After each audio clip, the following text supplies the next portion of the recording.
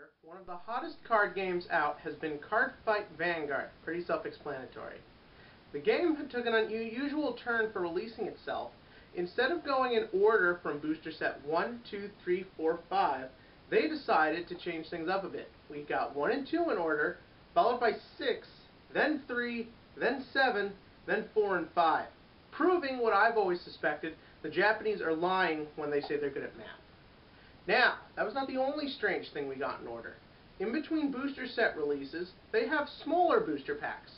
These tend to mostly focus on littler things there aren't room for in a big expansion. Because of this, they're called extra boosters. These, however, instead of getting a jumbled up order, we got a nice straightforward in reverse. We got 3, and then 2, and now 1. Let's see if the first is the best. Cue title scene.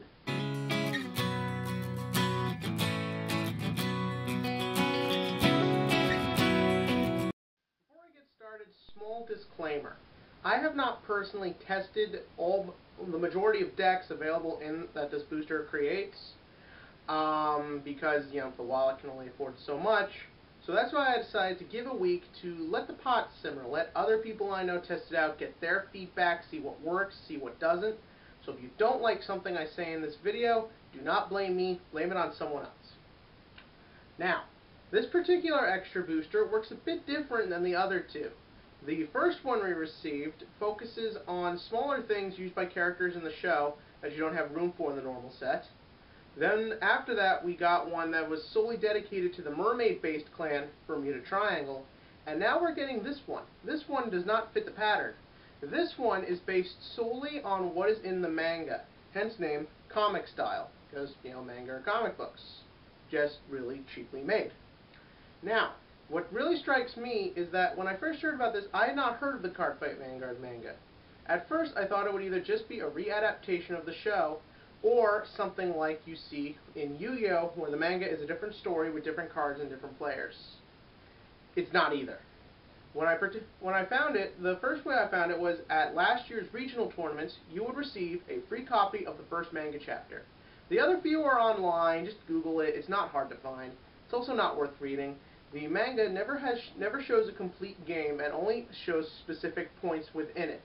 Several of the ones I've read, they don't even make it to the last turn, they just skip everything. It's not worth checking out, but the cards that come in this, that's a bit of a different story.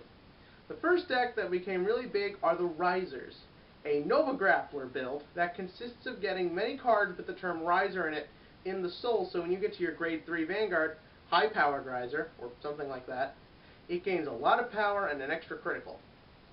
This is not particularly a bad deck. The problem is Nova Grapplers have not as a whole caught on. Sure, there are a few Blau players out there. I've seen the Beast Deity deck, but in reality, when compared to, say, Gold Paladins, or Kagero, or Shadow Paladin, the deck overall does not really stack up. Because of this, you have to get people interested in a clan that's been around for a year, but still did not really produce a deck. Other than that, the Risers are very powerful, offer both a lot of strong offense and defense, and get the most support out of the set for arguably the best build available. All the rest are merely half decks. The other is Murakumo. They get a very interesting grade 3, a type of dragon that allows you to negate cross rides. That's right. It is possible to save your butt from Dragonic Overlord the end. Basically, you ditch a card. Basically, you counterblast, your opponent ditches a card, otherwise they cannot ride a grade 3 on top of a grade 3. This is good, however, Murakumo have also not seemed to have really caught on with major players, whereas from set 5, Neonectars have, or at least in a small term. Because of this, the deck itself is not a particularly strong one, and because of this, it's not very stable. However, it is worth building if they ever let us side deck, because this would be a good side card against Shadow Paladins, or the future Platina Azel build, or Dragonic Overlord at the end. Other than that, there are many small things.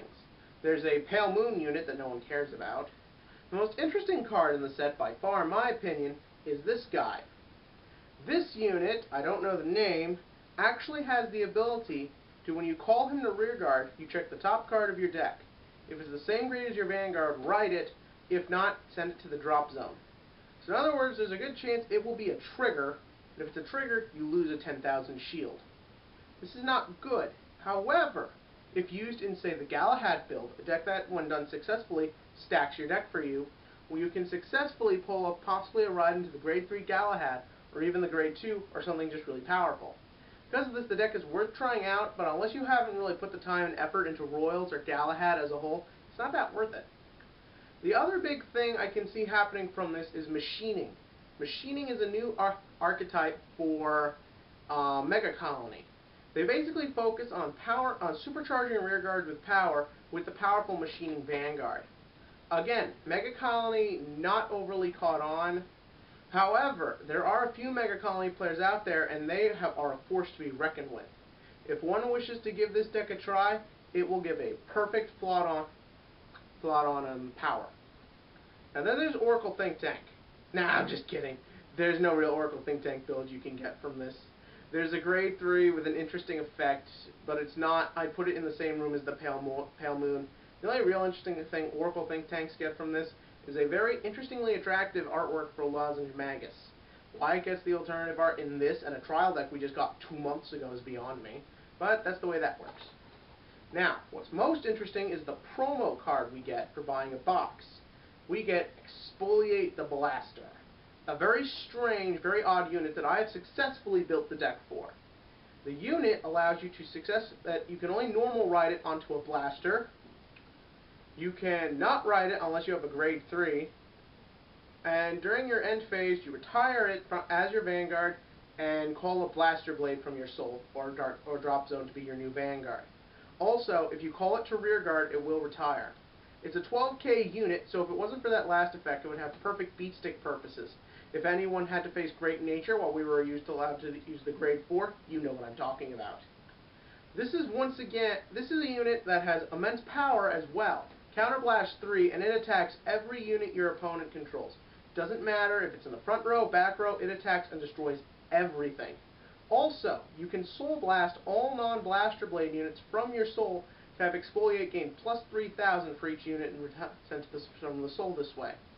This is power. This is great. The only problem is if you can't beat your opponent this turn, you are done, because you'll have a 9k Grade 2 Vanguard when your opponent will have a chance to get a powerful 3k. The key to this deck is hand strength. It doesn't work in MLB because MLB is almost solely about just keeping a 12k Vanguard with double crit. You use it in its own deck, a powerhouse. So, basically, how does this extra booster pair up when compared to the other two? Not much. The thing is, realistically speaking, the manga is poor, so the decks don't look attractive from a material aspect. The cards themselves came out way too late, especially in a format that's dedicated to Limit Break and Cross-Riding. Though you'll see probably sporadic uses of these cards throughout this format, the chances of it actually being competitive are very slim. Realistically speaking, this was meant to come out at the beginning of Vanguard to help promote the manga and to introduce newer and stranger card strategies. Simple fact of the matter is because we didn't get things in order and because we got this last in its own respective order, it doesn't really hold up to anything. The decks are interesting, fun and exciting, the card artwork is pretty, and the box is at least cheap. But the thing is, realistically speaking, nothing. I'm going to give this a 4 out of 10 on the card game release scale.